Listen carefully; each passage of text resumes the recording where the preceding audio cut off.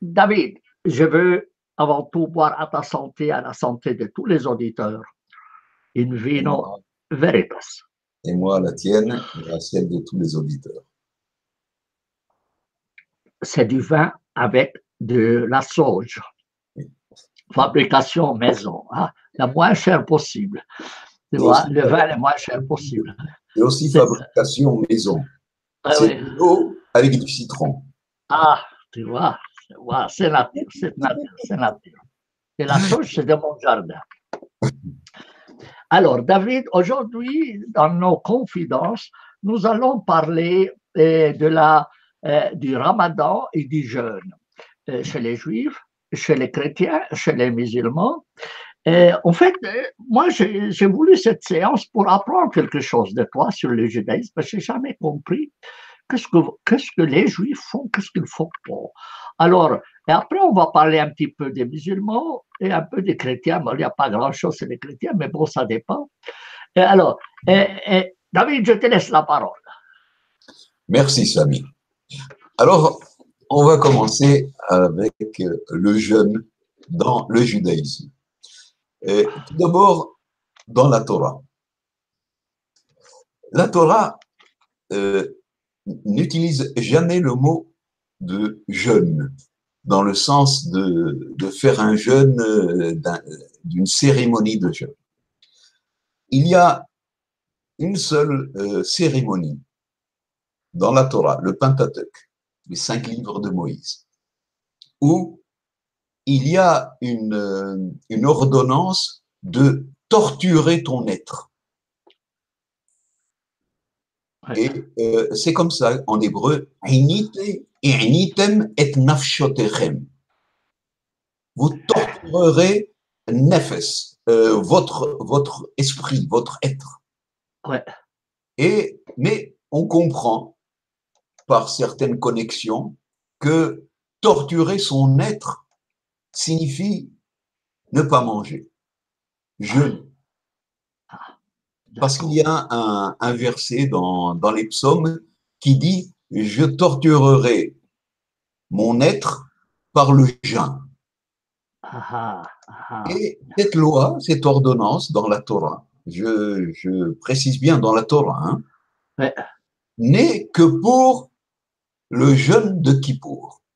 Alors, écoute, c'est quel verset dans la Torah, tu te rappelles? Oui, Euh, c'est là, comme ça, on la donne pour les gens qui veulent suivre. je vais tout de suite, Oui. tout de suite te donner.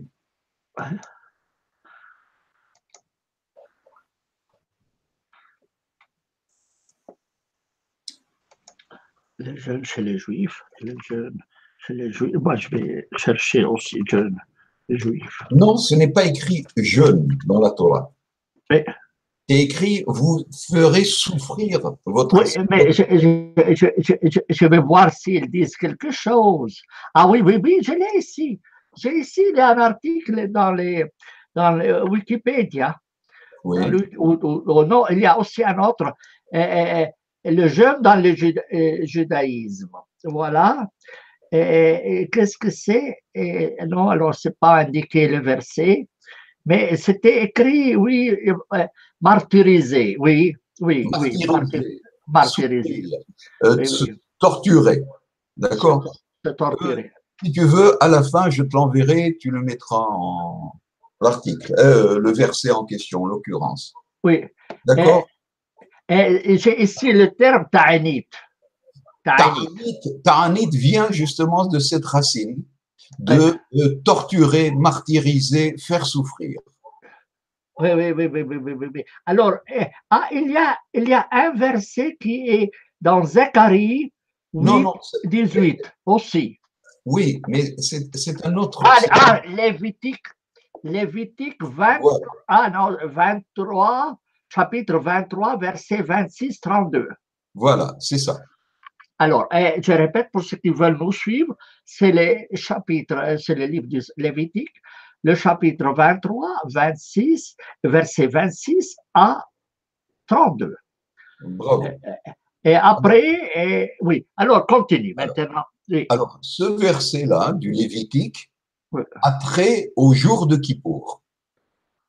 Ah, Et d'accord. dans ce verset du Lévitique, ce jour de Kippour a trait à une cérémonie qui se passe dans le sanctuaire de Jérusalem. Dans le sanctuaire, pas de Jérusalem, le sanctuaire, dans le temple de Yahweh.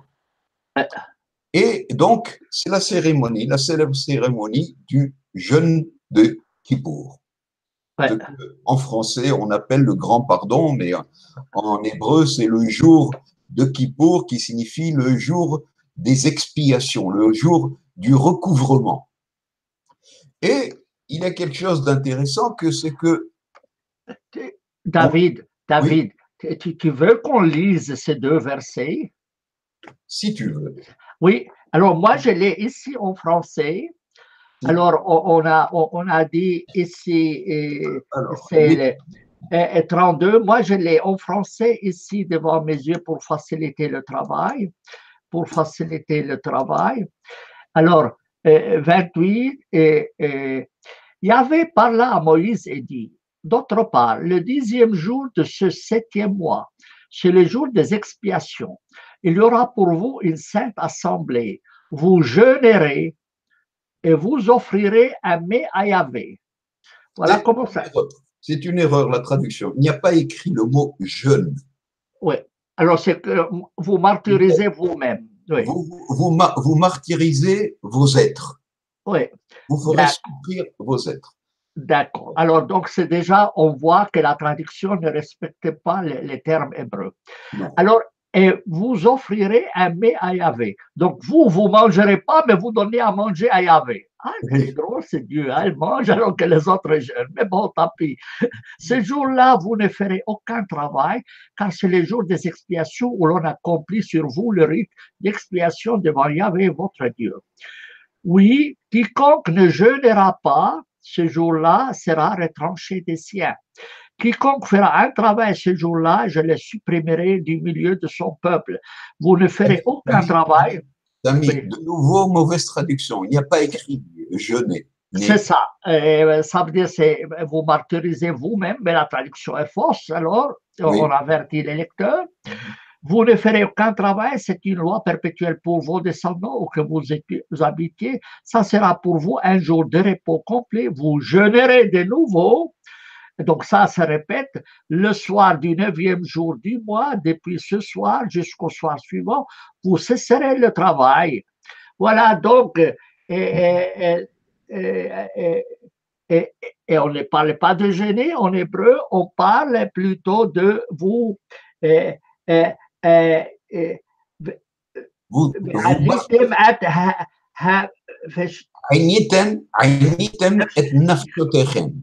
Oui, oui. Vous ferez souffrir vos êtres. Vous mortifierez vous-même.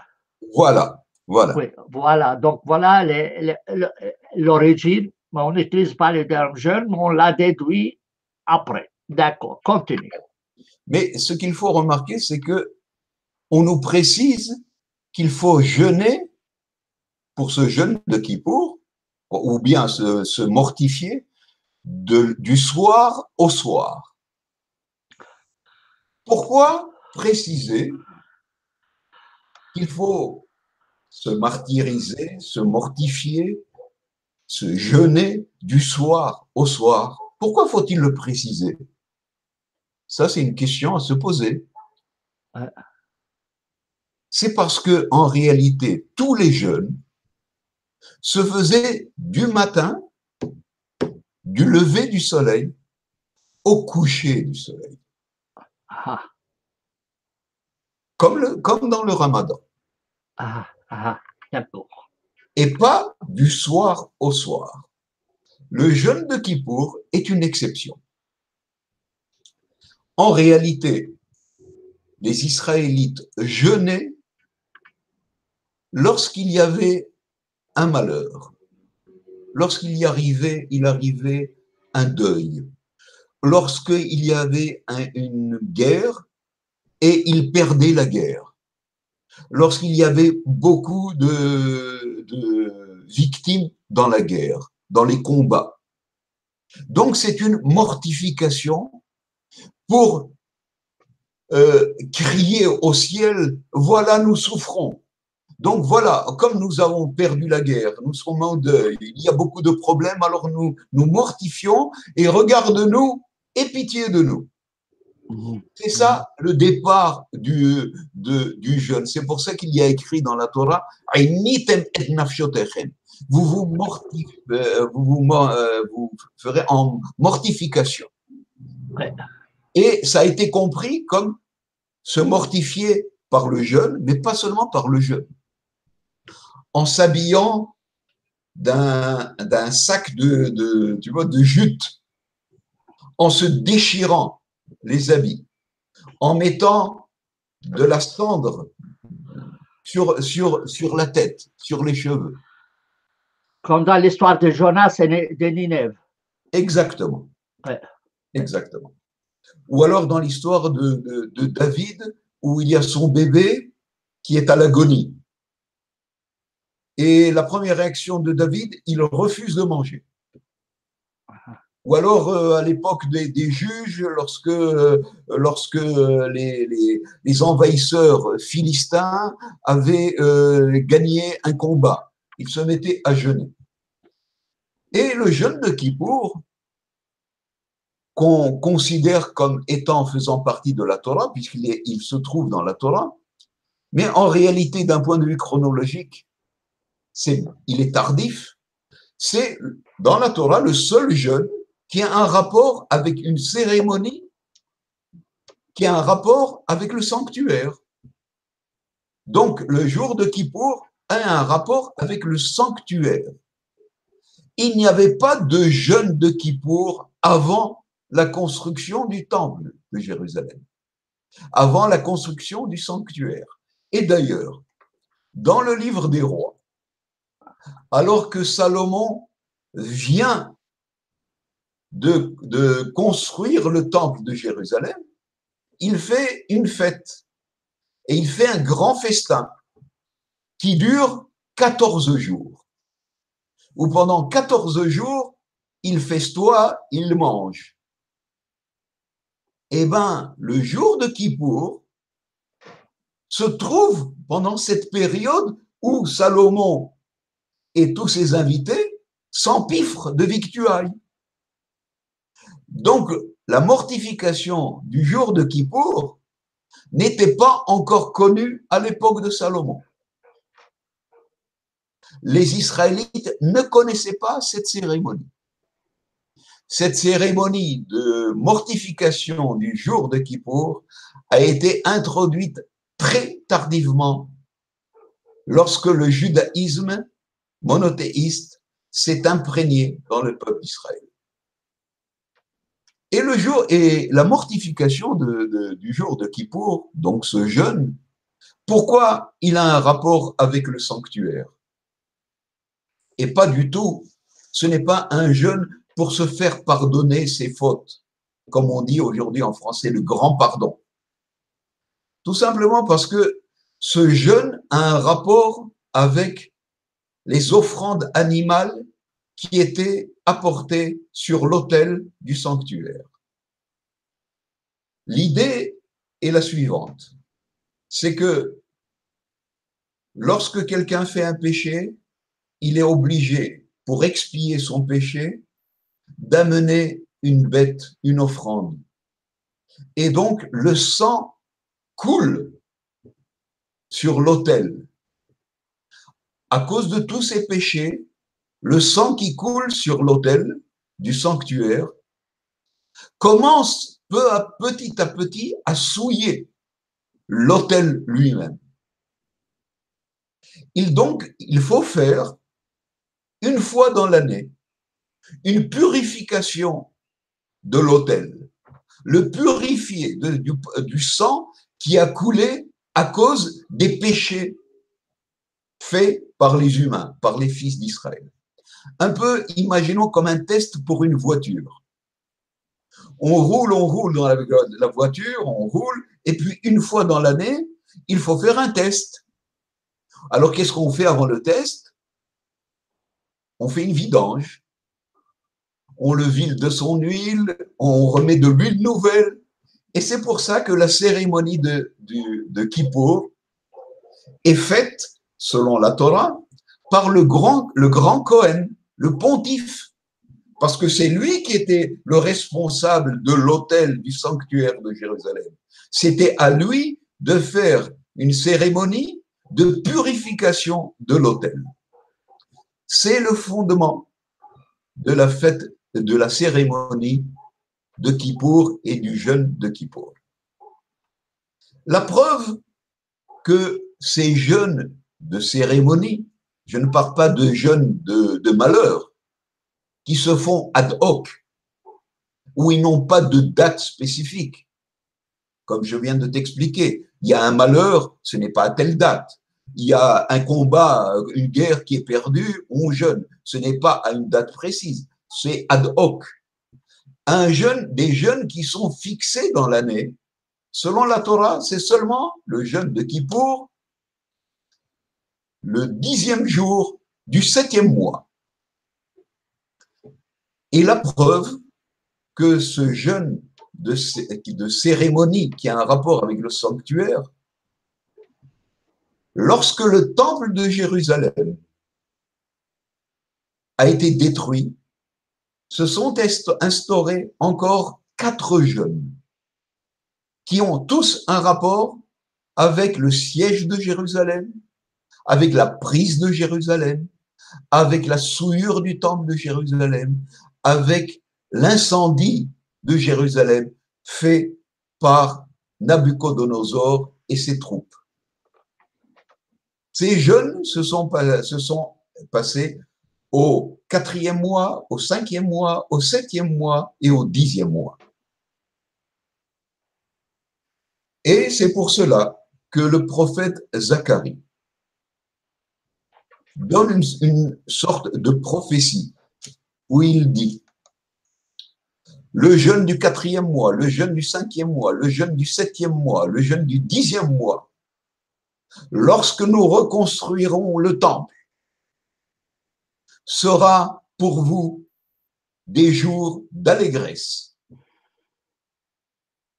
Ce sont, selon la Bible, les seuls jeûnes qu'il y a, à part des jeûnes qui sont ad hoc à cause d'un malheur ou un deuil. Il y a un dernier jeûne qui se trouve dans le rouleau d'Esther.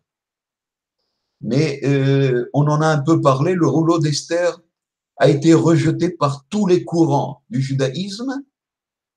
Seul le courant pharisien l'a adopté et l'a intégré dans les 24 livres du canon biblique. Où, dans le livre de Esther, il est évoqué un jeûne lorsque Aman veut détruire, tuer tous les Juifs, et Esther demande à son peuple de jeûner. Voilà. Ce sont tous les jeûnes du judaïsme biblique. Par la suite, et c'est pour ça que ensuite je veux parler du Ramadan, par la suite, des coutumes se sont développées.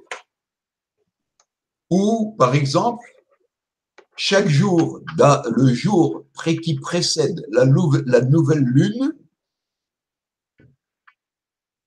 il y a une coutume judaïque qui s'est développée tardivement où il fallait jeûner. Il y a même des coutumes qui se sont développées où il fallait jeûner entre le jeûne du 4e mois et le jeûne du 5e mois. Pendant 3 semaines d'affilée, il fallait jeûner. Et il y a même ce qu'on appelle les endeuillés de Sion, un mouvement de l'époque de l'exil, au 4e siècle, au 5e siècle, qui s'est développé et qui a de plus en plus augmenté et développé les jeûnes. Certains jeûnaient pendant 10 jours d'affilée pendant le mois de Ab, qui est un mois d'été, un mois de grande chaleur. Certains même sont allés jusqu'à jeûner tout le mois de Ab, du matin au soir. Le jour précis de la destruction du temple, de l'incendie du temple de Jérusalem, ils ont jeûné du soir au soir. Et d'ailleurs, jusqu'aujourd'hui, les religieux, à part le jour de Kippour, qui est jeûné du soir au soir, pendant 24 heures d'affilée, même plus 25 heures, parce qu'il faut un peu se préparer avant et un peu après, 25 heures d'affilée, sans boire, sans manger. Il y a aussi, pendant le mois de Ab, le jour de commémoration de l'incendie du sanctuaire de Jérusalem, ils font un jeûne complet de 25 heures d'affilée. Et là, je veux passer, voilà, c'est ce qu'il y avait jusqu'au VIe siècle. Et puis, je veux faire la transition avec le Ramadan. Et tu vas me dire, mais quel rapport? Non, David, une précision pour rester chez le judaïsme. Et tu peux fermer les microphones, comme ça ça évite les échos. Est-ce que les juifs religieux aujourd'hui jeûnent et combien de jours et quand et comment se passe-t-il? Tu reviens sur le son. D'accord. Alors, les juifs, les judaïques orthodoxes prient 5 jours dans l'année, 2 jours de 25 heures, du soir au soir, et 3 autres. Qu'est-ce que tu dis, prie? Je vais jeûner. Jeûner, pardon. Jeûner. Ah oui, j'ai pas compris. Oui. Tu vois, je suis attentif à ce que tu dis. Hein? Tu te contrôles. Parce que contrôles. Non, tout simplement, j'ai fait une connexion. Parce que pendant toute cette journée de jeûne, il la passe dans des prières. Alors maintenant, continue.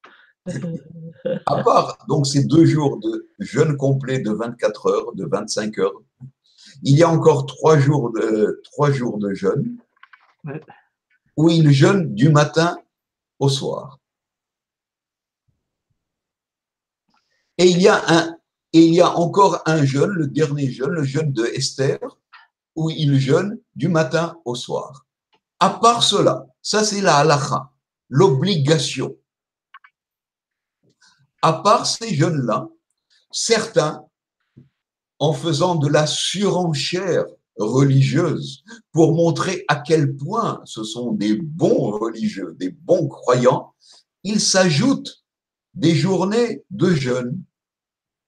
Certains jeûnent avant la néoménie, avant la nouvelle lune. Certains jeûnent chaque mardi et chaque jeudi. Certains jeûnent avant la circoncision. Certains jeûnent avant la bar mitzvah, avant la communion de leur fils. Certains jeûnent avant le mariage. Il y a plein d'autres petits jeûnes dans l'année. Alors, question. Moi, j'ai écrit dans les notes que les Juifs jeûnent 25 jours par année, 25 jours distribués sur l'année. Je ne sais pas d'où est-ce que j'ai tiré cette information, mais tu vas me corriger. Deuxièmement, quand ils jeûnent toute la journée, ils jeûnent de quoi? Est-ce qu'ils boivent? Est-ce qu'ils fument? Non, jeûne complet, total. Ni boire, ni manger. Ni boire, ni manger, ni rapport sexuel. Ni de rapport sexuel. Par exemple, interdit de mettre des chaussures en cuir, interdit de mettre des beaux habits, interdit de se coiffer, interdit de se mettre de l'eau pour se rafraîchir, interdit de se mettre du parfum, interdit. Voilà. Et le Yom Kippour, c'est un jour ou 2 jours? Un seul. Un jour. Alors, c'est du matin jusqu'au soir ou toute la journée? Du soir précédent au soir qui vient. Oui. Et là, on ne mange pas, on ne boit pas on ne fait rien. On ne fume pas. Et dans quelle mesure c'est respecté? Le jour de Kippour, Oui. 90%, 95% de la population israélienne et 99% de la population judaïque mondiale. Quand je dis population israélienne hébréophone. Ah, il jeûne. Très, très bien. Très bien. Et qu'en est-il si quelqu'un… Je suis parmi la minorité, la petite minorité… qui ne fait pas ça. Qui ne jeûne pas. Espèce de mécréant. Bon, oui. Alors, maintenant, qu'en est-il si quelqu'un, au jour du Kippour, mange dans la rue? Oh! Il se fait insulter, il risque de se faire frapper, on lui jettera des pierres, mais pas seulement parce qu'il jeûne, il suffit qu'il prenne sa voiture, il suffit qu'il se déplace en voiture ou bien qu'il allume une cigarette. Ah oui, ah oui. Donc, est-ce qu'il y a une loi israélienne qui condamne à la prison quelqu'un qui jeûne le mois de Kippour? Qui mange. Pardon? Qui mange le jour de Kippour. Est-ce qu'il y a une loi? Tu as dit, est-ce qu'il y a une loi qui emprisonne quelqu'un qui jeûne? Non. Oui. Tu veux dire qui mange? Oui. Oui. Qui ne jeûne pas, oui. Jeûne pas. Non, il n'y a pas de loi. Il n'y a pas de loi, contrairement à beaucoup de pays arabes. Oui. Musulmans. Oui, arabes et musulmans, oui. Non, il n'y a pas de loi où on est libre de faire ce qu'on veut. Mais c'est les publics, qui punissent. La pression du public, la pression sociale est terrible, terrible. Est-ce que les restaurants sont ouverts? Non, tout est fermé. Tout est fermé. Pas seulement les restaurants, les bus, les trains, tous les magasins, tout est fermé. Ah. Ça se passe seulement le jour de Kippour. Ah, pour cela, il y a eu cette guerre de Kippour parce qu'ils ont profité de ce jour-là pour faire la guerre. Oui, mais Sadat s'est gravement trompé. Tu sais pourquoi? Oui. Il a déclenché la guerre de Kippour en se disant oh, tous les Juifs sont affaiblis, les Israéliens sont affaiblis, ils sont tous dans les synagogues, ils sont là, je vais déclencher la guerre, je vais les prendre par surprise. Et ça a été la perte de Sadat. Et grâce à ça, Israël a gagné la guerre. Et pourquoi? Oui. Parce que Sadat n'a pas pensé que toutes les routes étaient libres. Il n'y avait pas d'embouteillage, il n'y avait pas de circulation, il n'y avait rien. Et que tout le peuple était dans les synagogues. Donc, lorsqu'il y a eu la mobilisation des réservistes, on savait où les trouver. Ils étaient tous dans les synagogues.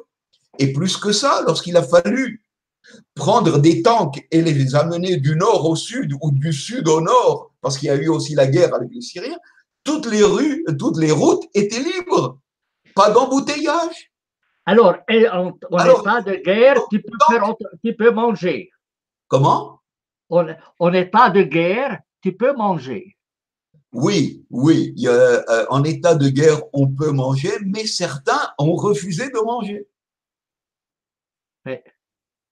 Mais le fait même que tout le pays était désert, c'est-à-dire était à l'arrêt, a permis à l'armée israélienne de vite aller mobiliser tout le monde. C'était facile pour les trouver. Imagine un jour normal. Ils sont tous à la plage, ils sont à la mer, ils sont en déplacement, on ne sait pas où les trouver, on peut leur téléphoner, l'autre il dit « Ah non, moi je suis au travail à Haïfa ». Là, on savait exactement où les trouver tous.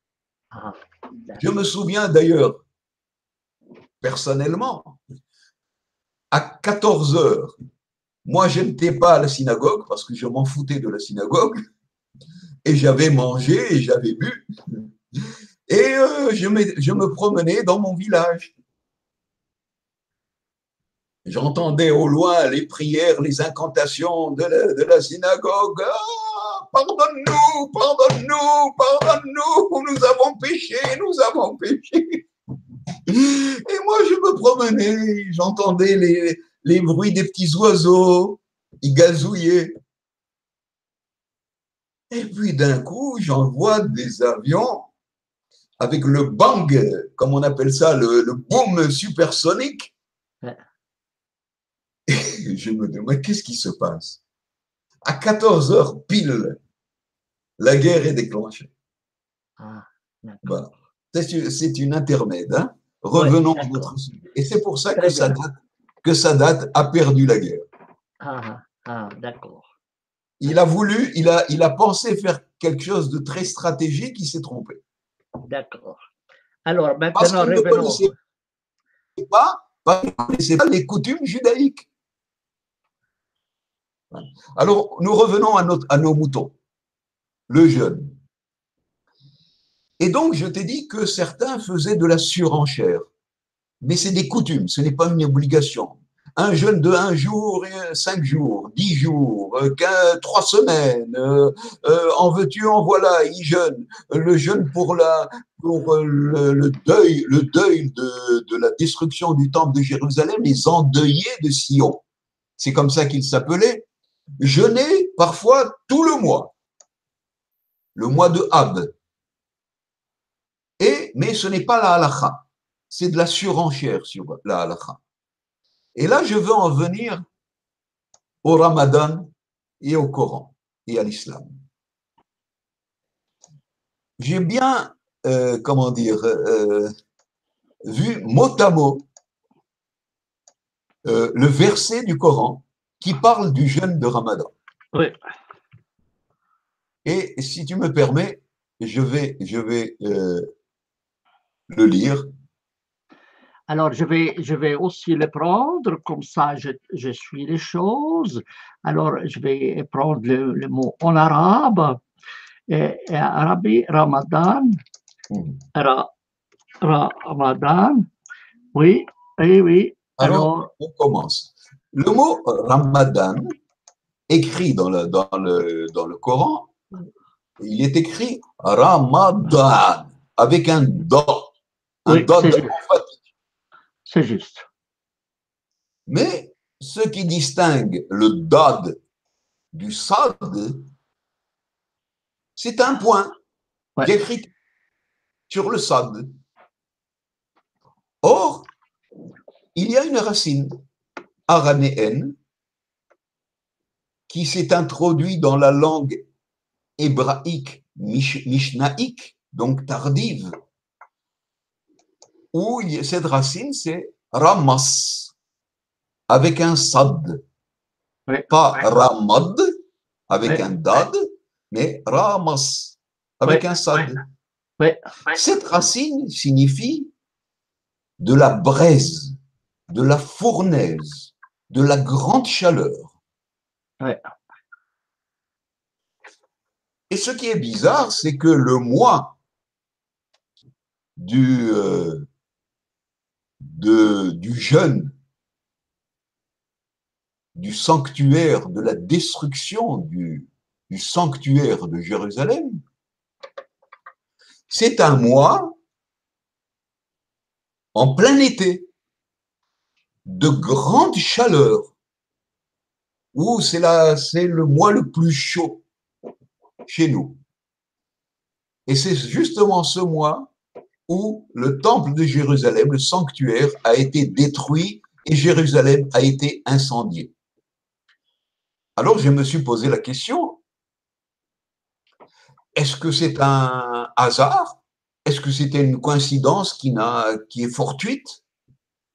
Ou bien y a-t-il quelque chose là-dedans? Pourquoi le mois de Ramadan, en réalité Ramassan, qui vient d'une racine araméenne qui signifie chaleur, fournaise, a un rapport avec le mois de grande chaleur de la destruction du temple de Jérusalem. Alors, on revient à notre histoire du calendrier lunisolaire. Parce que des musulmans m'ont rétorqué, on m'a dit, mais David, le mois de Ramadan n'a aucun rapport avec un mois de grande chaleur, puisque le mois de Ramadan traverse toutes les saisons. Je l'ai dit et je lui dis d'accord, parce qu'il y a eu l'abolition du mois intercalaire, du 13e mois, pour que le calendrier lunisolaire se rétablisse avec les années, n'est-ce pas? Mais réfléchissons avant l'instauration de l'islam, du Coran. Le mois de Ramadan,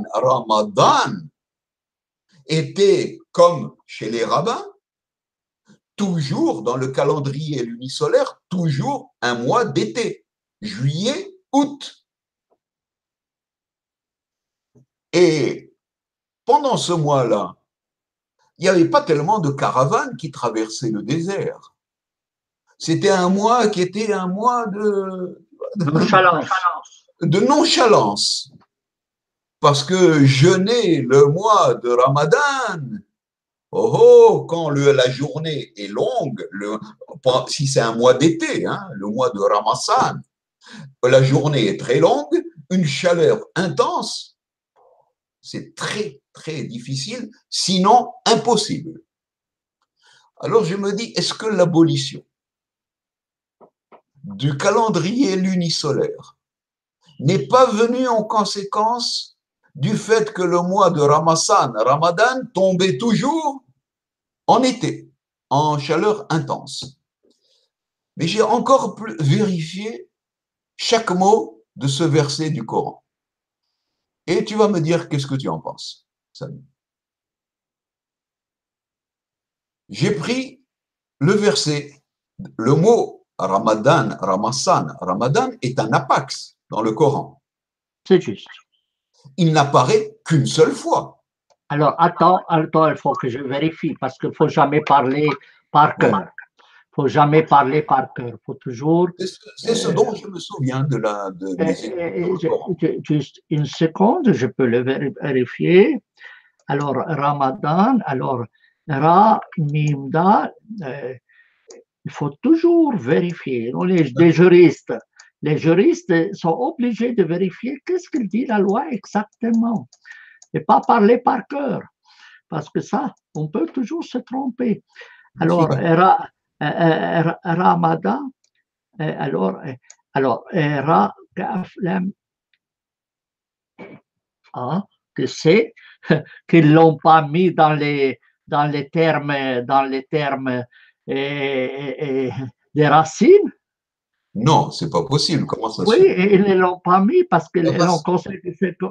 C'est étrange. C'est étrange. La racine Ra, Ma, Mim, Dad. Ils ne l'ont pas mis dedans. Alors, attends. Ah non, ils ne l'ont pas mis. Ils ne l'ont pas mis. Alors, juste une seconde, je vais voir ailleurs. Alors, là, il y a un autre système. Ramada. Alors, alors,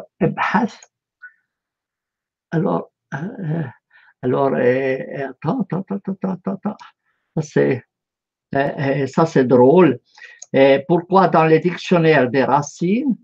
Alors, oui, dans l'autre dictionnaire, effectivement, il ne ressort qu'une seule fois. Donc, c'est un apax. C'est exact.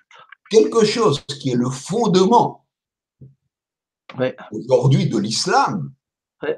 Ramadan, c'est un des 5 piliers, n'est-ce pas? Oui. Et ce mot n'apparaît qu'une seule fois.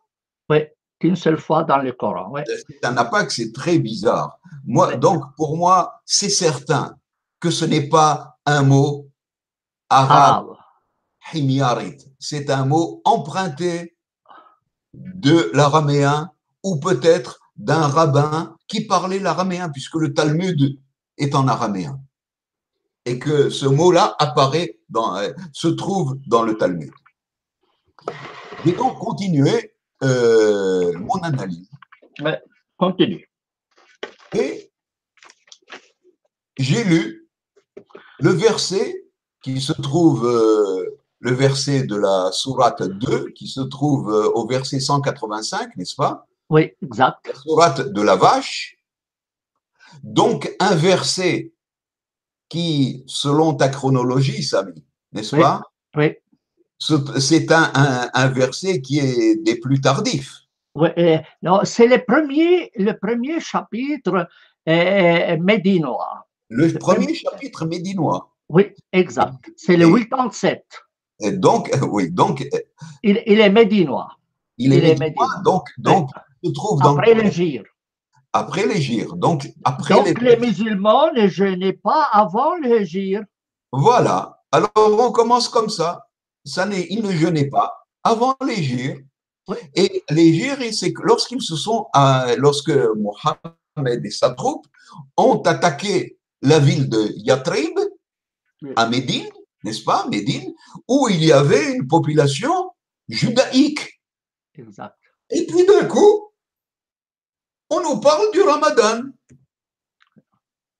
Alors, ma réponse est que c'est une influence judaïque, ce Ramadan. Et je vais t'expliquer pourquoi. Oui. Euh, Alors, David, avant que tu continues, je vais te dire qu'est-ce que j'ai écrit dans mes annotations oui, pour l'arabe. Alors, pour mon édition arabe du Coran, le mois de Ramadan, alors, je vais juste compléter, voir. Et, alors, euh, le Ramadan ou le jeûne de Ramadan a remplacé le jeûne de Ashura, qui est le 10e jour du Shahar Muharram, selon le calendrier Hijr, et qui équivaut au jour du pardon chez les Juifs, qui tombe le 10 du, du mois de Tishri, selon le calendrier juif. Donc, Ashura, ça se correspond au jour de Kippour chez les Juifs. Euh, et, et, et, le mois de Ramadan était sacré chez les Arabes. Et les mutahannifoun, ou le hanif, ça veut dire les zélés ou les gens un peu justes, dont Abd el-Muttalib ou Zayd bin Amr et autres, ou Omar bin Khattab, lorsque arrivé Ramadan, et, attachaient leurs habits et montaient dans une grotte dans la montagne. Et là, ils jeûnaient et ils commandaient à donner à manger aux pauvres pendant tout le mois de Ramadan. Voilà ce que moi j'ai écrit sur le mois de Ramadan. Voilà. Alors maintenant, question. Est-ce que tu as un terme similaire en hébreu? non. Non. Alors, quel est le terme araméen, ton dit Ramassan? Ramas. Ramas, ça veut dire Grande chaleur. Chaleur grande, intense. grande. Le mois de la chaleur intense. En arabe, ça a le même sens. Ramada, pas Ramassa. Il y a interchangeabilité des lettres, probablement, signifie période de grande chaleur. Très bien. Donc, on est d'accord sur le sens du terme. Donc, ça corrobore. Ça corrobore, c'est araméen, tu dis, araméen. Très bien. Mais par contre, je ne suis pas d'accord avec ce lien que tu as fait avec le jour de Kippour et avec la Ashura. Non, ça veut dire, j'ai écrit qu'il a substitué l'autre. Que Ramadan a substitué Ashura. C'est ça, c'est ça. Je ne le pense pas. Alors, est-ce que vous avez un terme Ashura en hébreu? Non. Non. Ashura, c'est le 10e. Ashura, en arabe, c'est l'Ashara, c'est le 10e du mois de Tishri, chez vous. Ashura, ça signifie le 10e. C'est exact. Exact. Ça correspond au jour de Kippour. Mais ce n'est pas sûr que ça correspond au jour de Kippour. Pourquoi? Parce que le jour de la destruction oui. et de l'incendie du sanctuaire de Jérusalem a été fait aussi le 9e jour au soir et tout le 10e jour. Mais bon, les Juifs jeûnent le 10. Une seconde. C'est pour Kippour. Oui, c'est ça. Et pour la destruction du temple, les rabbiniques jeûnent le 9, mais les Karaïtes, les Juifs Karaïtes, le 10. Ah, Et très intéressant. les endeuillés de Sion étaient surtout des Juifs Karaïtes. Alors, une question. Est-ce qu'en Israël, on jeûne le 10 Tishri ou le 9 Tishri? Pour le jour de Kippour, c'est le 10 Tishri.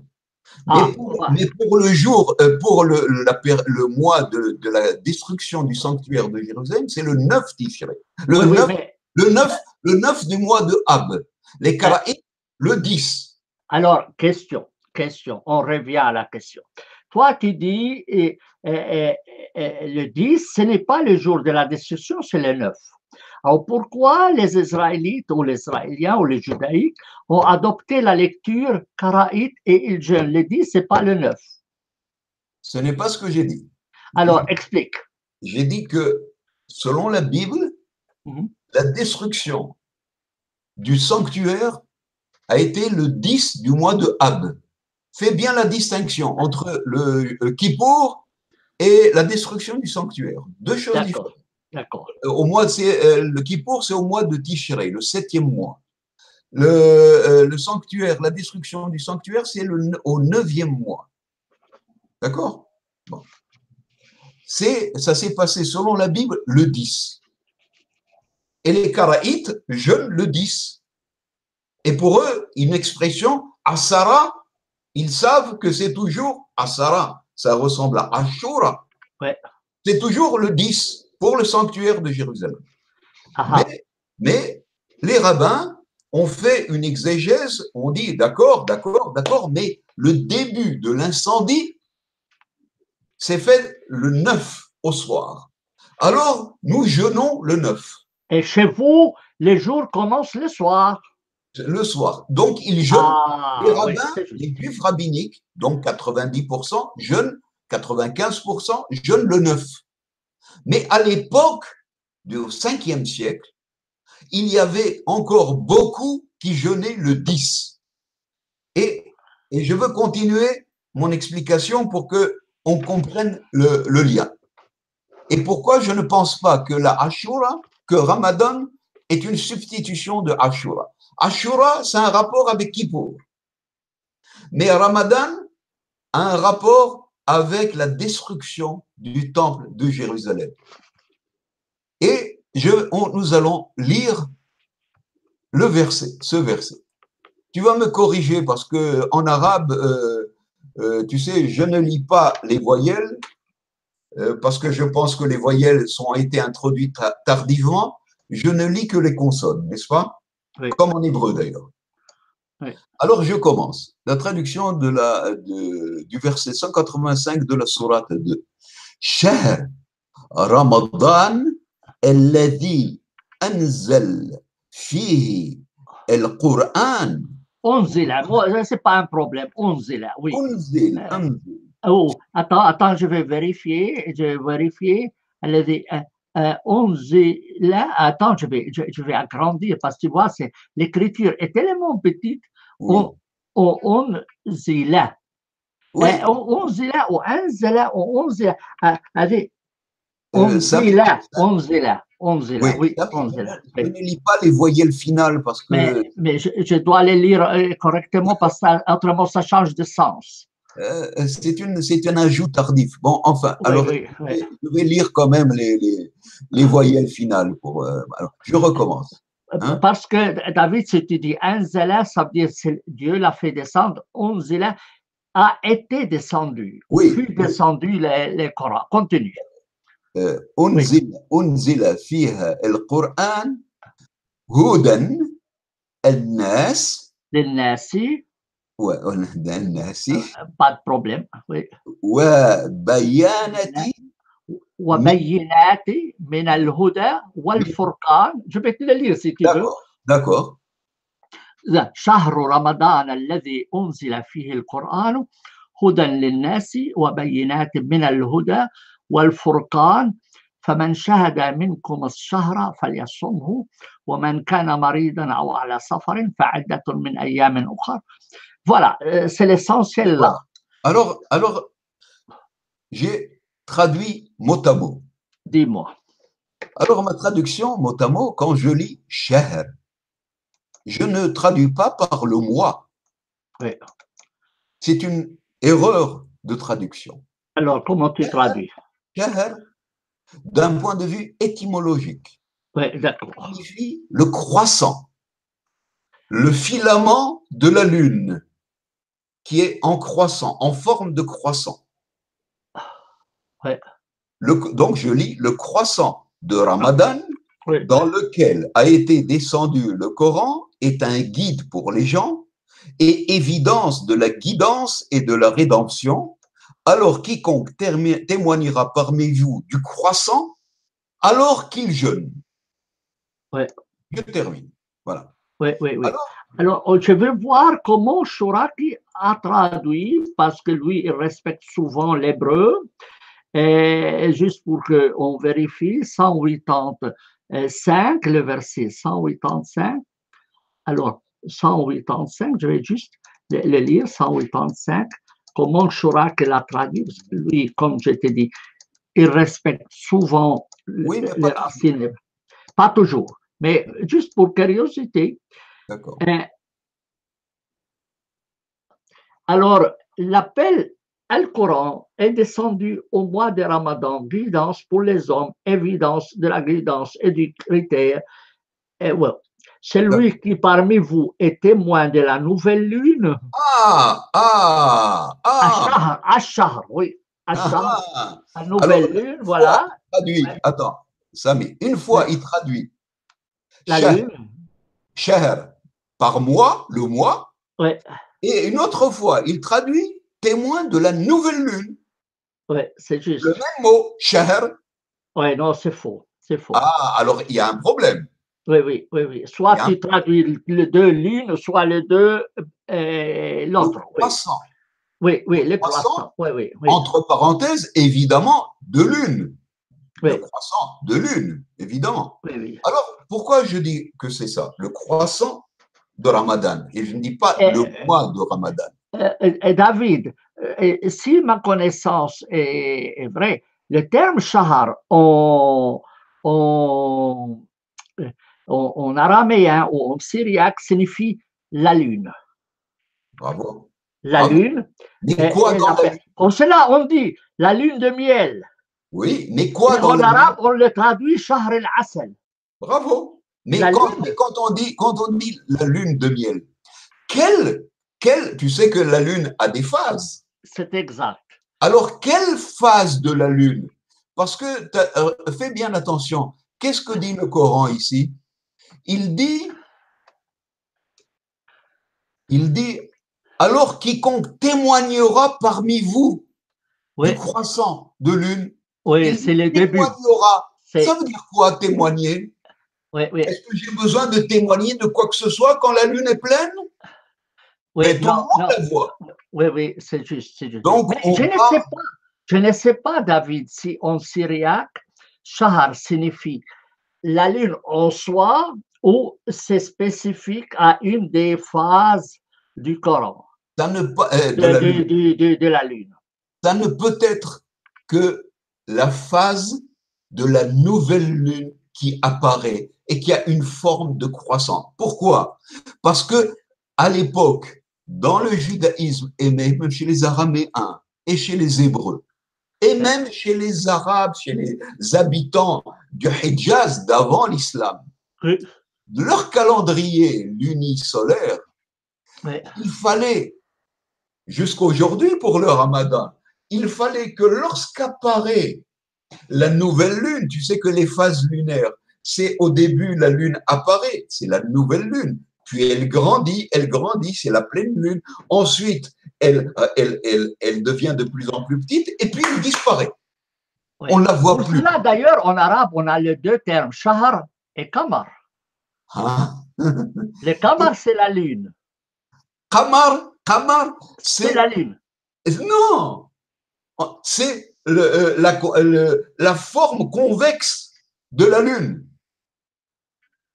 D'un point de vue étymologique, c'est une racine araméenne qui signifie la forme convexe.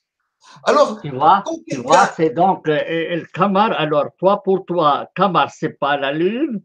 C'est la forme convexe de la Lune. Forme convexe. Parce que, et Shahr, c'est le filament de la nouvelle Lune. Donc, il fallait témoigner. Oui, c'est exact. Il fallait, jusqu'aujourd'hui, avec un témoignage oculaire, à l'époque, par exemple, du temple de Jérusalem, lorsque sur le deuxième temple, c'est rempli dans le Talmud, il parle de cela. Est-ce qu'il se trompe? Non, il voit un petit nuage. Non, est-ce que c'est la lune ou bien un filament ou bien c'est un morceau de nuage? Il s'est trompé parce qu'il fallait vite, dès qu'il y a deux témoins qui témoignent de la nouvelle lune, de l'apparition de la nouvelle lune, il fallait qu'ils aillent au temple de Jérusalem courir. Alors, question. Et témoigner de la nouvelle lune. Et alors, question. Attends, ne t'emporte pas. Tu as une information intéressante. Est-ce que les Juifs commençaient les jeûnes justement à la vue du croissant de la nouvelle lune? Selon le Talmud, ils jeûnaient la journée. Il fallait deux témoins, tu dis. Oui, avant l'apparition prévue de la nouvelle lune. Oui.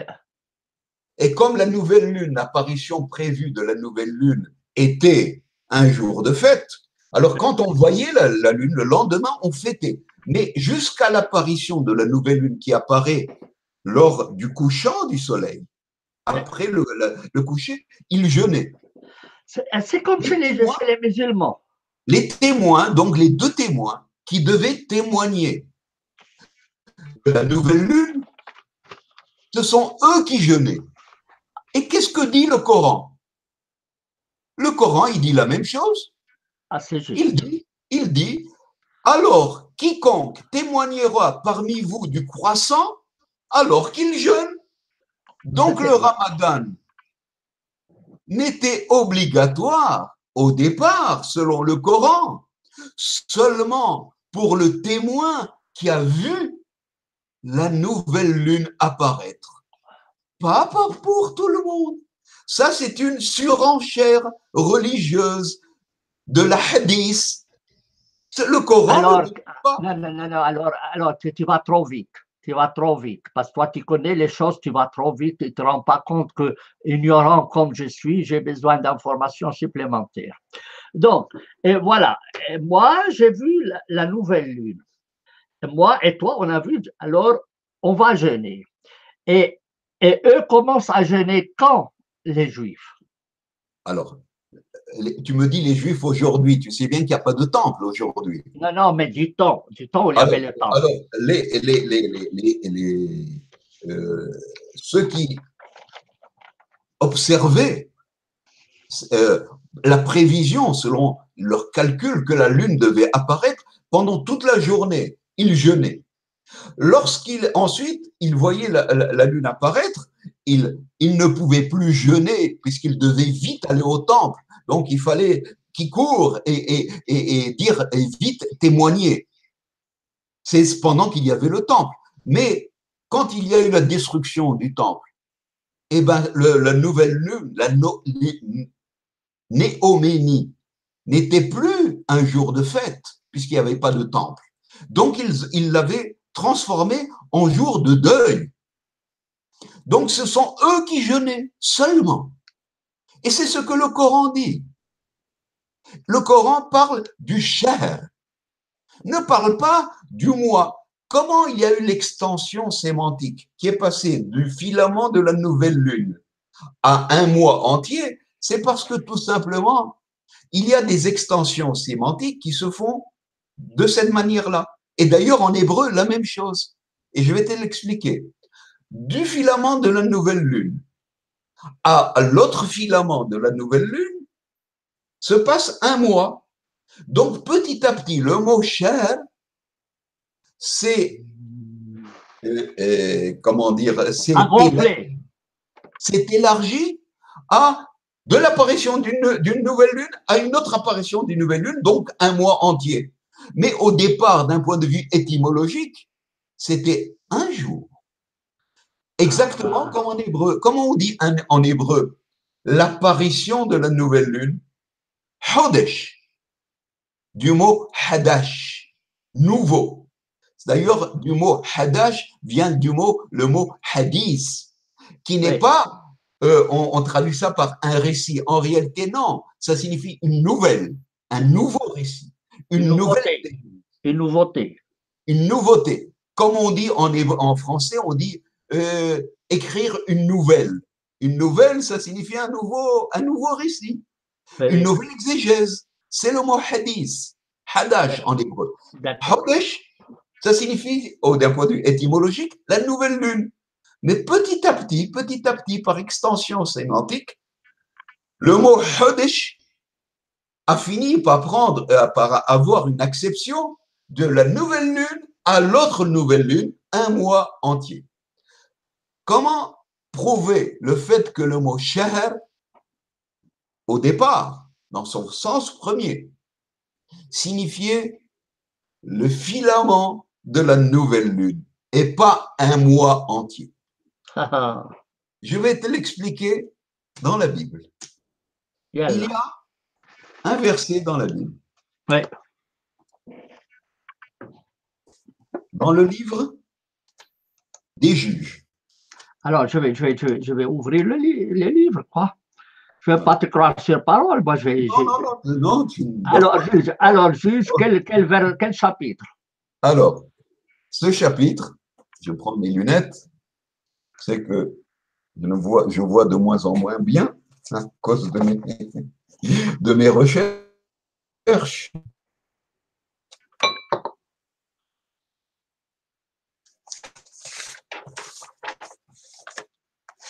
Quelques secondes. Alors, dans le livre des Juges, le chapitre 8, 21. 8. Et le chapitre 8, 26. Alors, 21, on va commencer par 21. Alors, je vais le lire en français, tu me dis si c'est juste. Oui, prends celui de 8, 26, parce qu'il est plus expliqué. 26. Le poids des anneaux d'or qu'il avait demandé s'éleva à 1700 cycles d'or, sans compter les croissants. Ah, les croissants. Oui. Il est question de bijoux. Oui. Il est question d'ornements. Il est question de joyaux. Oui. Et qu'est-ce qui se passe? C'est qu'ils avaient des bijoux en forme de croissant. De croissant. Comme on voit sur les mosquées d'ailleurs. Exactement. Même aujourd'hui, des oreilles, oui, des boucles d'oreilles. Oui. Et qui avait ces croissants? Et qui portait ces bijoux? C'était les rois midianites. Les rois ishmaélites. Et en hébreu, ça se dit quoi ici, croissant, ou le mot? Shaharanim. Shahar. La racine shahar. Il est où le terme? Tu peux me le lire? Oui, une seconde. Alors, Juge 26. 8, 26. 26. 8, 26. Ah, si, Shahranim. Oui, Shahranim. Voilà. Shahranim. Ah oui. Les petits croissants. Ah oui, ça c'est intéressant. Alors, attends, Juge 8 et 26, et tu as dit le premier c'était 22? 21 ou 26, d'accord? 21 ou 26. Croissant, Shahar. Ah, ça c'est intéressant. Alors, regardez qu'est-ce qu'il y a écrit. Ils avaient aussi des anneaux dans le nez. Oui. Ils avaient aussi des croissants. Ils avaient aussi des petits bijoux en forme de gouttes d'huile. Alors, ces bijoux, ces ornements-là, qui étaient à une forme de croissant. Shahr, Ah, c'est exact. il n'y a pas écrit la lune ici, il y a écrit Shahr. Exact, exact, exact, Ce exact. n'est pas le mois. Le mot Shahr, ça ne signifie pas le mois, c'est une extension sémantique. Oui, nous, on l'appelle Hilal en arabe. Hillel, il y a en hébreu aussi, c'est le halo de la lune. Hillel, c'est lorsque la lune brille, scintille. Mais le Alors, croissant, c'est oui, Shahr. Donc oui, c'est juste. et d'ailleurs, chez qui se portaient ces croissants, ces bijoux-là? Chez les Midianites et les Ishmaélites. Ouais, ouais. C'est donc une coutume que les rabbins ont introduit Ah oui.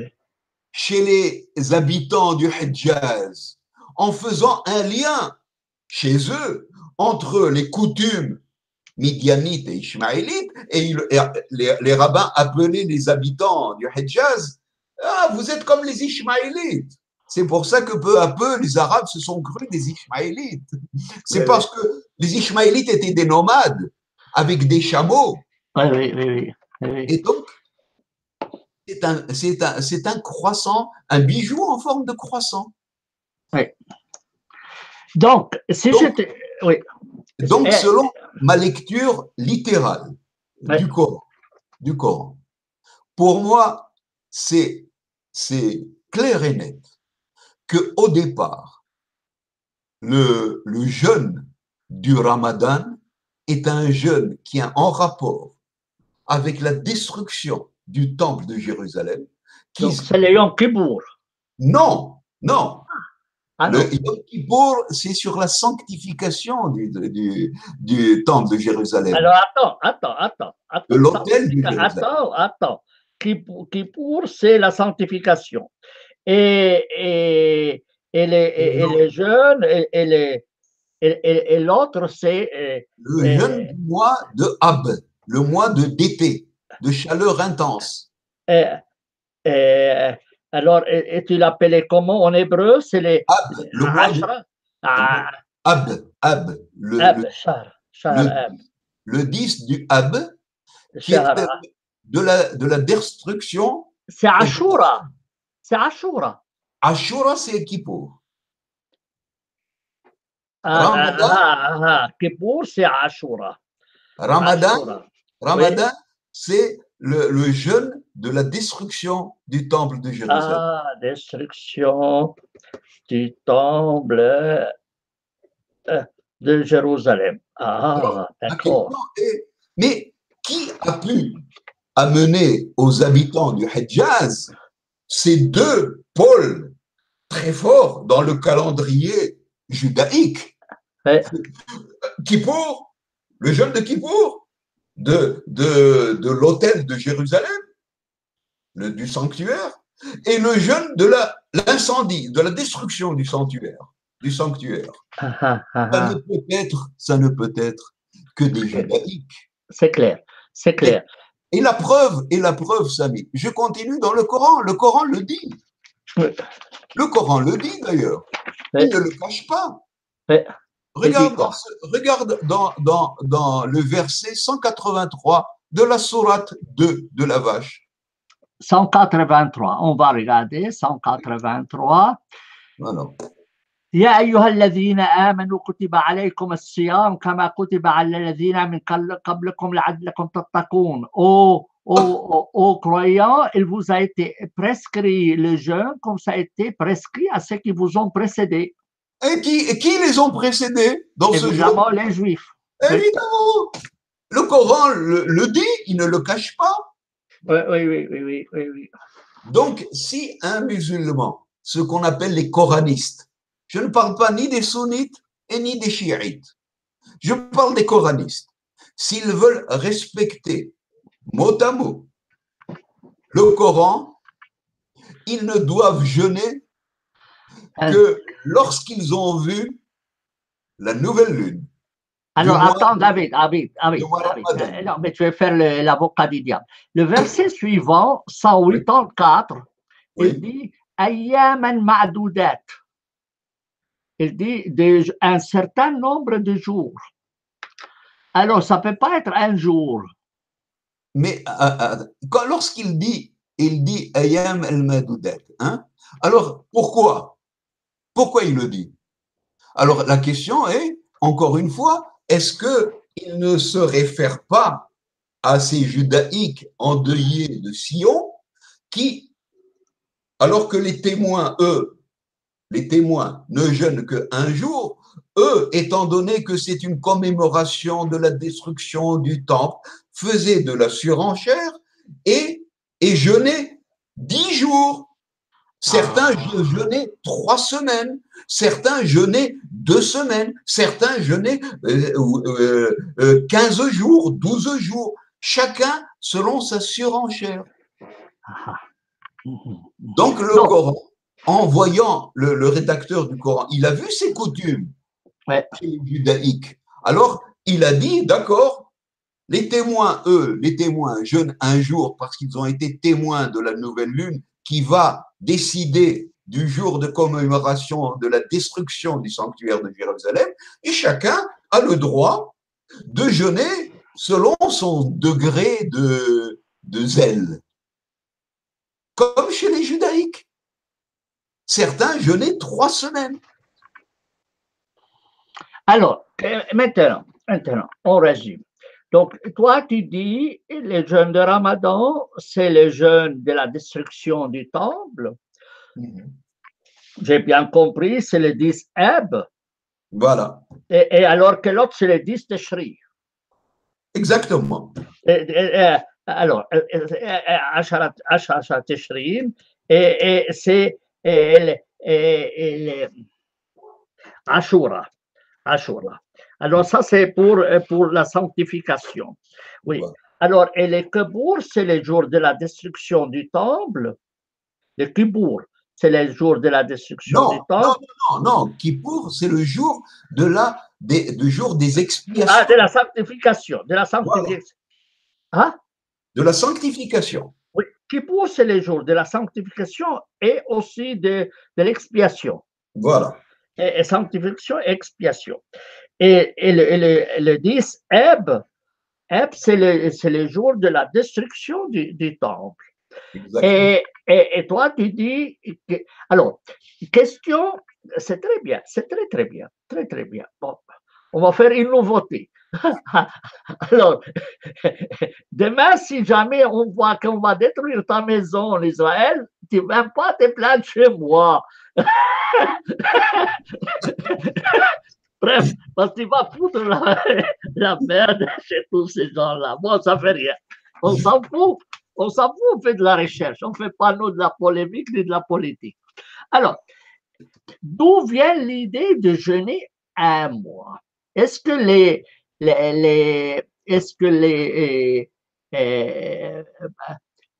Manon, comment ça s'appelle? Le manisme, le Mani. Est-ce qu'il imposait un mois de jeûne? Mani, ça, il faut que je vérifie. Quelle est la durée chez Mani? Les manichéens, les Mani, est-ce que le jeûne 30 jours ou pas? Quel est le jeûne chez ces gens-là? Ou est-ce que les Sabéens faisaient un mois? Ça, il faut vérifier. Et d'où vient l'idée que c'est un mois chez les musulmans? Parce que je conçois mal qu'eux disent que c'est un jour et puis ils le gonflent à un mois. À moins qu'ils l'aient pris d'une autre tradition, greffé de traditions l'une sur l'autre. Ton explication tient debout. Mon explication est simple. C'est que par erreur, dans le sens du mot shahr.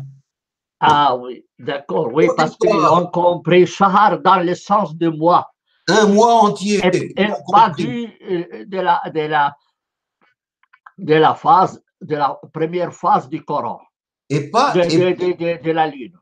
Et ils ne l'ont pas compris dans le sens de l'apparition de la nouvelle lune, Et Ouais. ils ont fait une extension sémantique en le comprenant shahr, le mois entier.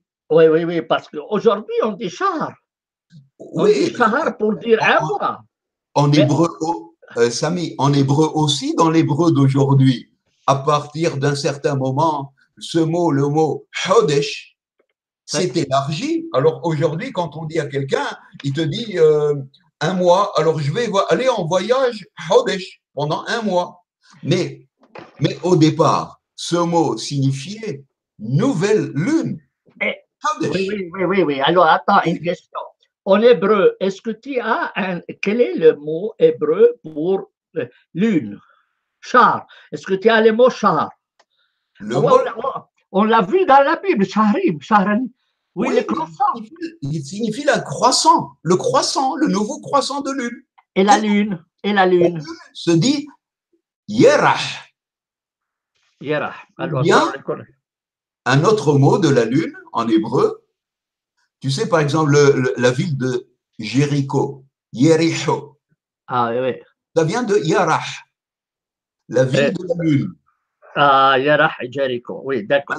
Maintenant, il y a un autre mot pour dire la lune en hébreu, Et c'est l'ébana, la blanche. les bananes, la blanche, On l'appelle la blanche Eh, lorsqu'elle est pleine lune, parce oui, qu'elle oui. elle est blanche. Quand elle est toute petite, on la voit à peine. Elle est petite.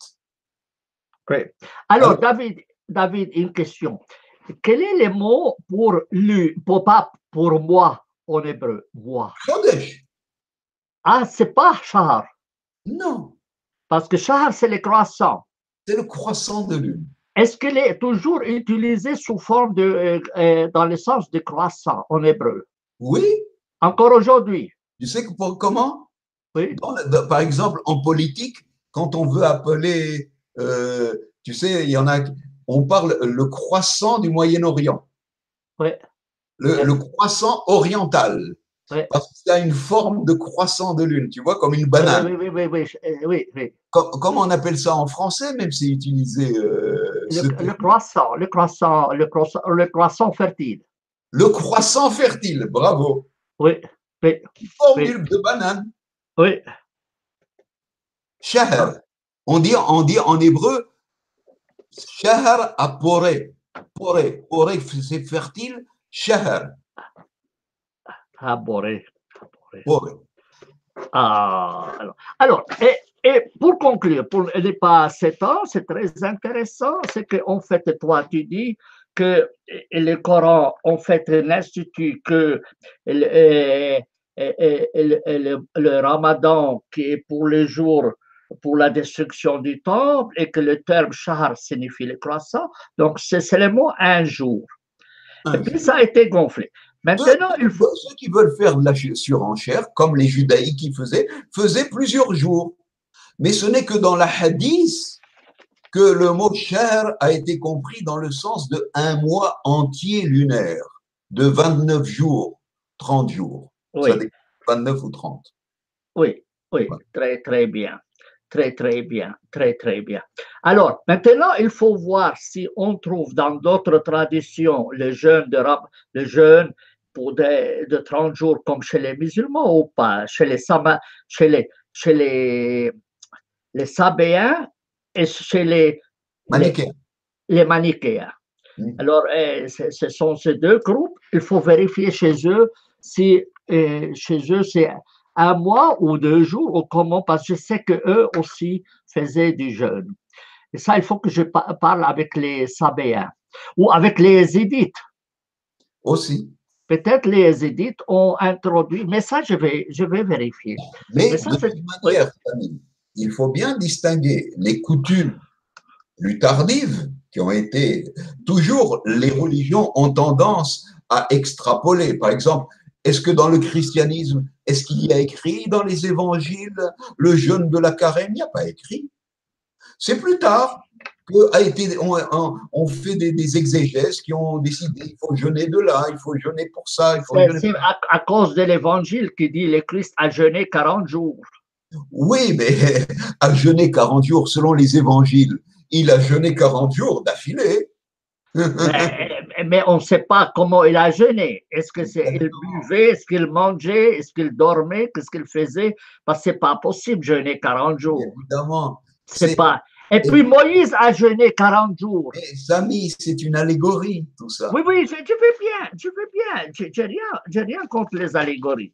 Mais la Bible, quand il parle du jeûne de Moïse de 40 jours, il utilise quel terme? Il n'y a pas écrit. Mais dans la Bible, il a jeûné 40 jours. Le mot jeûne n'existe pas. Non, non, mais qu'est-ce que dit la Bible? Il dit que 40 jours, je n'ai pas mangé, je n'ai pas bu. Le prophète Élie, la même chose. Ah, donc, il dit, ni manger ni boire. Oui, mais ce n'est pas une institution de loi, de halakha ou de charia. Je veux bien, mais je veux les termes. Moi, ce qui m'intéresse, c'est les termes. Le mot jeûne n'existe pas. Il dit, oui, mais quel est le terme qui est utilisé dans la Bible pour Moïse quand il a cassé les tableaux et puis il était fâché, puis il a dû faire 40 jours de jeûne et puis et après il est allé revoir le bon Dieu. Il a écrit, il n'a pas mangé et il n'a pas bu. Ah ah, ah ah. D'accord, d'accord. Vous voyez, donc. Le mot spécifique jeûne, saum. En hébreu, pour dire le jeûne, ça se dit saum. Exactement comme dans le Coran, siyam, siyam avec un sad. Et en hébreu, on dit saum. Saum. Ah ah. Et siyam, non. Saum. Saum. Saum en hébreu. En hébreu biblique. La prononciation moderne en Israël, c'est tzom. Mais où est-ce qu'on trouve le terme saum dans la Bible? Bien sûr. Mais dans le sens de jeûner. Oui. Mais toi, tu disais qu'il n'y avait pas le terme jeûner dans la Bible. Non, c'est pas ce que j'ai dit. J'ai dit dans la Torah, il n'y a pas le terme jeûne. Ah, la Torah, les 5 livres de Moïse. Les 5 livres de Moïse fait bien la séparation entre le Pentateuque. Les 5 livres.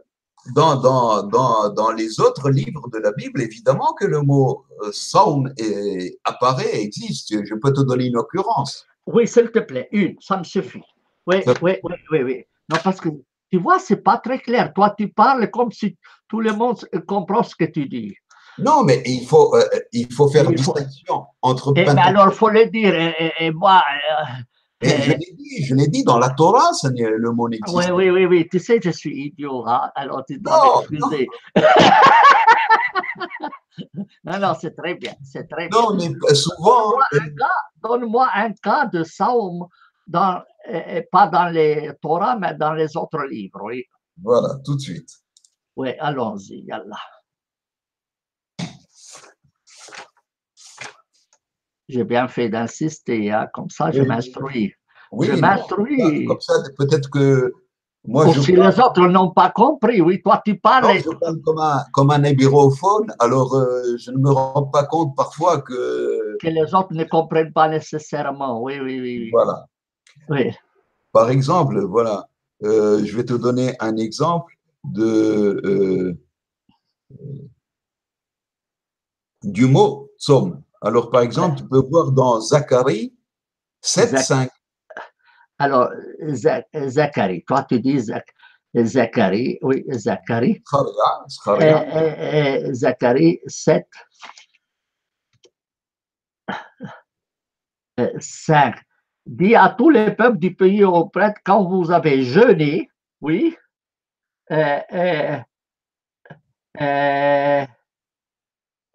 alors, 5.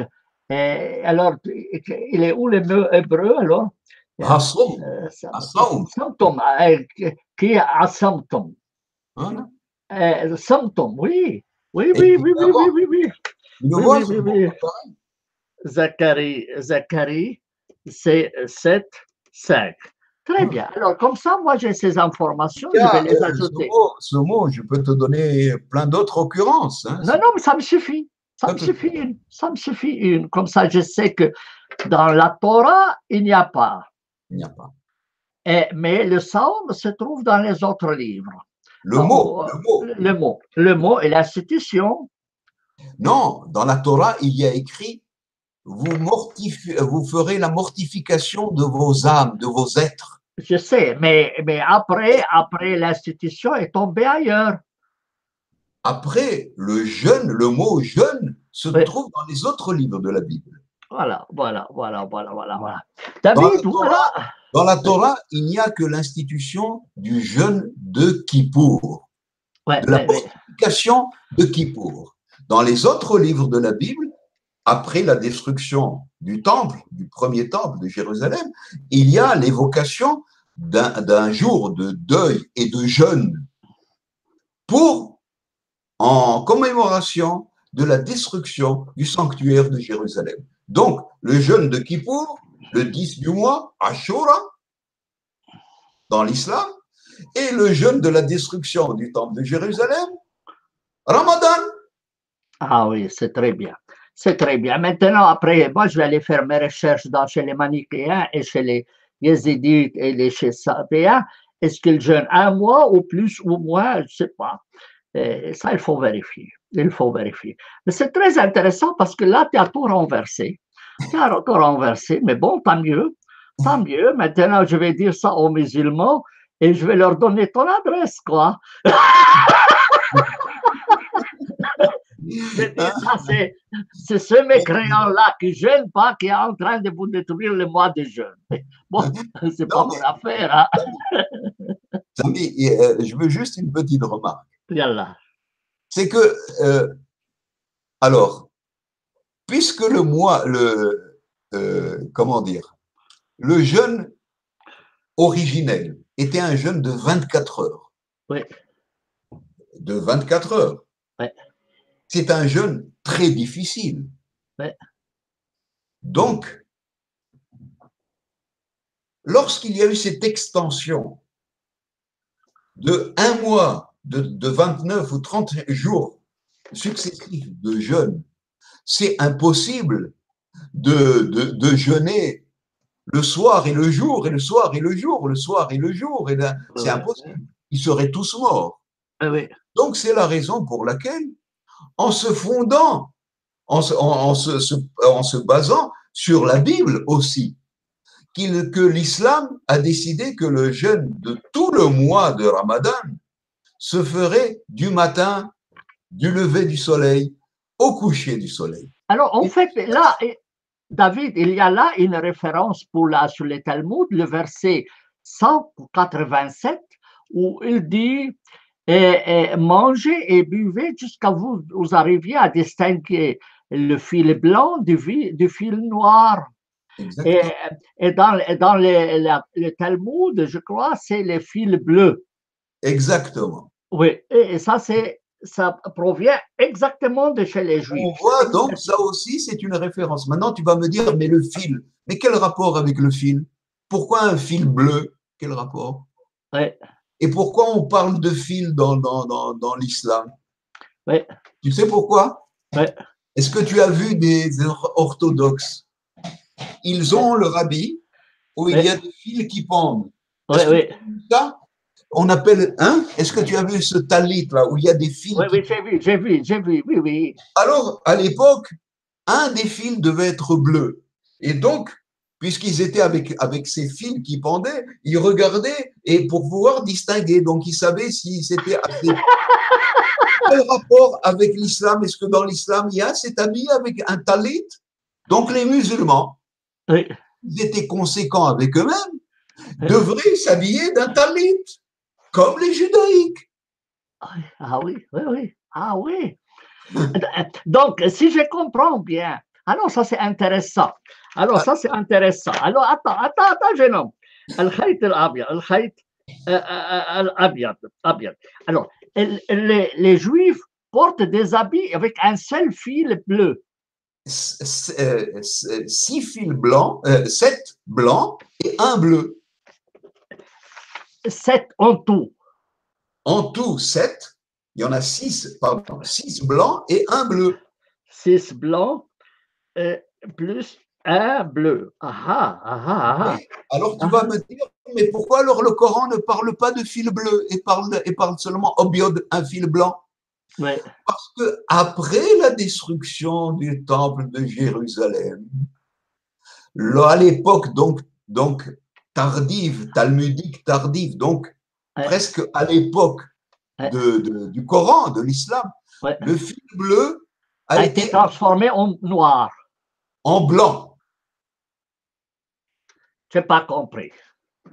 Le fil bleu Oui, était peint en bleu avec une certaine mollusque oui, qui venait de la mer oui, et était considéré comme particulièrement la couleur bleue sacrée, avait oui, un rapport avec le temple de Jérusalem. d'accord.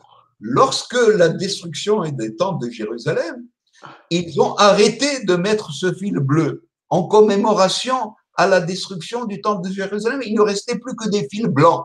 C'est pour ça que le Coran parle de fils blancs, parce qu'il a vu chez les rabbins rien que des fils blancs.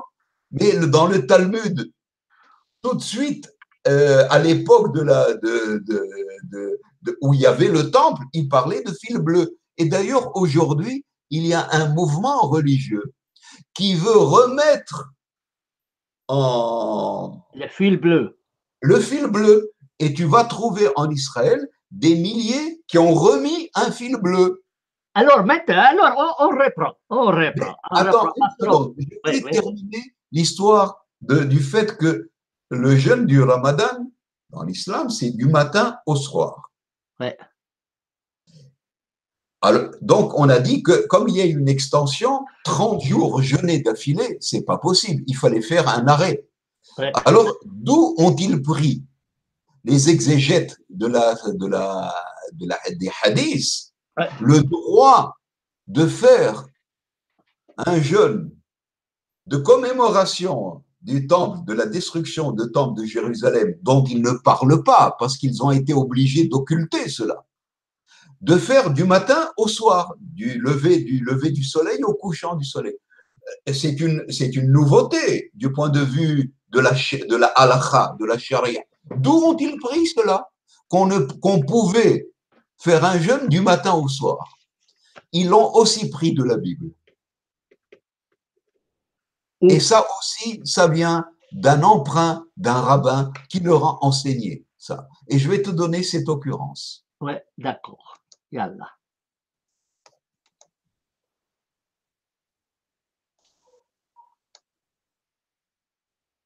Regarde ce qu'il y a écrit dans le livre de Samuel 2. Samuel. Samuel 2, Samuel 2, oui. Attends, chapitre. attends, je suis en train de les chercher. Alors, Samuel 2, aïe, aïe, aïe, aïe, aïe, aïe, aïe, aïe, aïe. Samuel, Samuel 2, oui, Samuel Chapitre 1, 1, verset 12. verset 12, oui. Ils se lamentèrent, pleurèrent et jeûnèrent jusqu'au soir à cause de Saül. Jusqu'au soir. Ah, Mais jusqu'au pas pendant soir. la nuit, pas pendant la soirée, pas pendant 2, qu'il alors fait 2, 12. Ah, d'accord. Alors, si je te comprends bien, maintenant, le rabbin, en règle générale, ils ont 7 fils Oui. pour leurs habits. Mais certains blancs, 7 fils blancs. Oui. Tous blancs. Mais certains Commence à ajouter les bleus. ont restitué l'ancienne coutume de mettre un fil bleu. Alors, pourquoi les Corans utilisent le noir? Il parle du fil noir? Oui. Le Non, Coran, oui, oui, oui, oui, il dit jusqu'à ce que vous distinguiez le fil blanc du fil noir. du fil blanc, du fil noir, parce que cette couleur bleue, elle s'appelle en hébreu trélet, et là c'est un bleu foncé qui va vers le noir. C'est un bleu très foncé. Non, mais si ils ont expliqué, attends, je vais te donner qu'est-ce que c'est écrit dans la notation chez moi, parce que j'ai fait quelques annotations. Alors, mime 2, alors mime, attends, alors, oui, oui. Je peux te Attends, répondre, Samy. Je Oui, peux. attends, mais tu vais regarder. Alors voilà, la Mishnah prescrit la prière jusqu'à ce qu'on puisse distinguer entre le fil bleu et le fil blanc. La Mishnah. Oui, je vais te répondre. Oui, Bleu en hébreu, dans la langue de la Mishnah, se dit kahol. kahal, oui. Oui. En arabe, Kahal, ça a les deux sens, c'est juste. ça a un sens de noir Noir ou bleu. ou bleu. Oui, Donc, le rédacteur du Coran, ou bien pas du Coran, ça vient des hadiths, oui. Khal, il a pensé que c'était noir. Non, c'est dans le Coran, c'est noir. Oui, mais Khal, c'est toi qui le traduis Non, non, noir. non, non, c'est écrit noir. Écrit, الخيط الأبيض والخيط الأسود. Aswad y a écrit, et Oui, alors je pense que c'est une erreur du Coran. oui. Il a cru que Khal, que من un, الفجر il dit من الفجر من الفجر الخيط الأبيض والأسود من الفجر. Alors, je vais revenir après qu'est-ce pourquoi l'Abyad wal-Aswad. Oui, c'est très intéressant pour cela.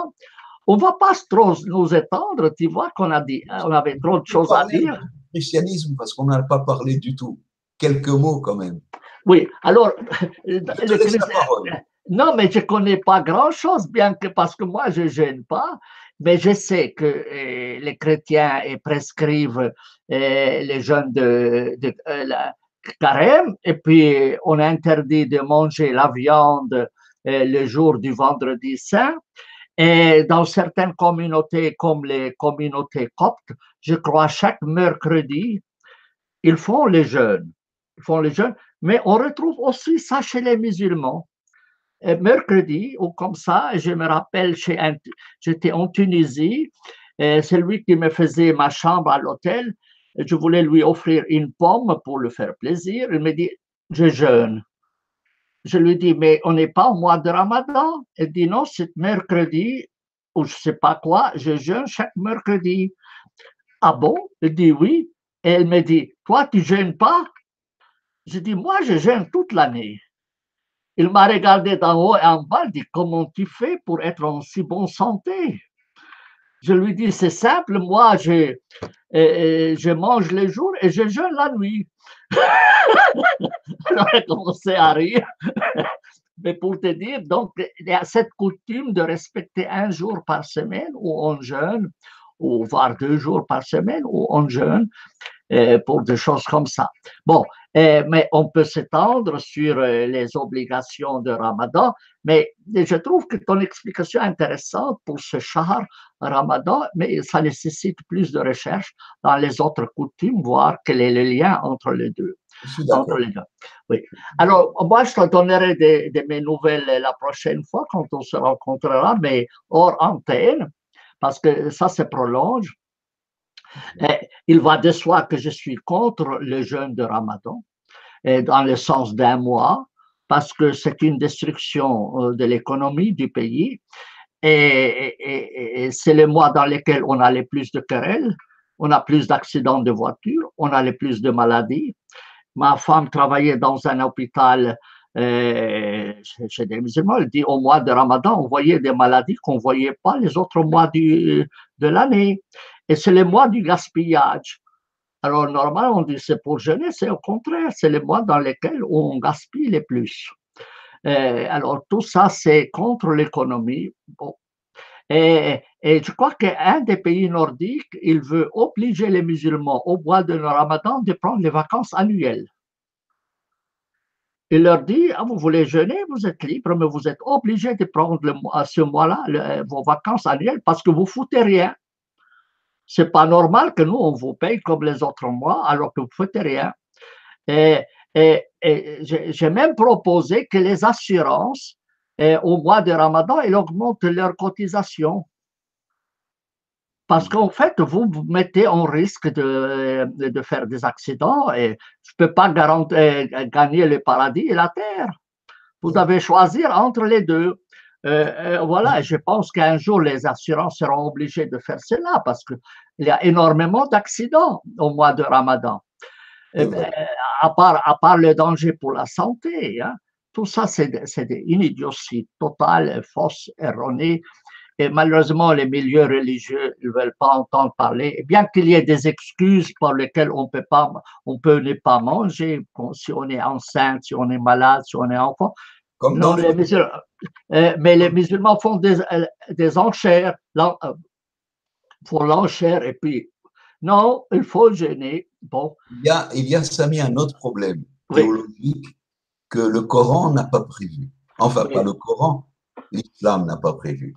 oui, C'est que, au départ, d'un oui, point de vue géographique, climatique, oui, il y avait un sens de jeûner pendant la journée, oui, lever du soleil au couchant du soleil. oui, Mais lorsque, aujourd'hui, il y a des musulmans qui habitent le nord de la Norvège oui, ou de la Scandinavie, oui, où le ramadan qui traverse toute l'année tombe, disons, le mois de juin. oui, Quand il tombe le mois de juin, ils doivent jeûner donc pendant qu'il y a le soleil, n'est-ce pas? oui, Donc ça leur fait 22 heures, 22 heures de oui, jeûne chaque oui, jour. oui, oui, Impossible. oui, oui, c'est pas Et possible. le Non, non. contraire, et parfois le contraire, lorsque le ramadan, il tombe en hiver, Ouais, en plein hiver, c'est 2 heures. il y a leur jeûne, il est de 1 heure 1 quart par jour. Et pendant tout le reste du temps, ils bouffent, ils bouffent, ils bouffent. Donc, tous les musulmans peuvent aller déménager là-bas. Et donc, moi, j'ai une solution aux musulmans pour le ramadan. Vous allez tous vivre au nord de la Scandinavie. Oui, Et comme oui, ça, vous nous foutez la paix. oui, oui, oui, non, Et ça c'est clair. d'ailleurs, je propose ça aussi aux judaïques. Ah, la même chose, hein, parce que Non, la mais merde tout le monde. Oui, oui, la merde tout le monde. ils arrêtent de nous emmerder avec leurs croyances, qu'ils les gardent privées pour eux et qu'ils ne nous imposent rien. Ça, je suis d'accord. Je suis d'accord. Allez, David, je te souhaite une bonne soirée et je te remercie pour ces confidences que je vais publier très vite. Et on se donne rendez-vous un autre jour pour cette fois les mots hébraïques dans le Coran. Mais en fait, on l'a fait encore aujourd'hui. Alors, j'arrête ici. Ciao, David. Ciao, bonsoir. merci. Alors, à votre santé. Hein? Attendez, je vais boire à votre santé. À votre santé tous dans le vin, la vérité. Au revoir. Assalam, David. Au revoir. Au revoir. Shalom, David. Ciao.